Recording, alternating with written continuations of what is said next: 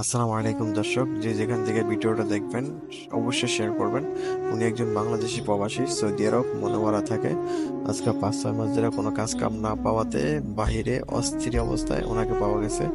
কাদা করতেছে, চোখের পানি আসলে ধরে রাখতে পারতেছে না, কারণ ছোট ছোট বাচ্চাগুলো রেখে আসছে আর ফ্যামিলিতে অনেকগুলো টাকা ঋণ করে আসছে।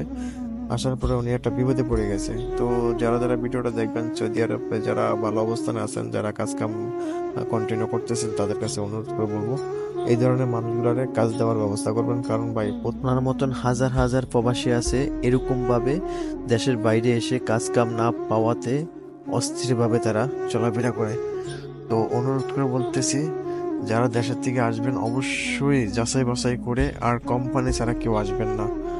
আর একটা কথা হচ্ছে ভাই, দেখেন প্রবাসে আসলে সাথে সাথে কাজ পাওয়া যায় না। 2 মাস, 3 মাস, 4 মাস, 5 মাস রুমে বসে খাইতে হয়। তো এরকম অ্যাবিলিটি তো সবার থাকে না। তো যারা যারা প্লিজ ভালো কাজ কাম করতেছেন, ভালো অবস্থানে আছেন, অবশ্যই এই ধরনের ভাইগুলারে পাইলে আপনারা কাজ কামের ব্যবস্থা করে দিবেন।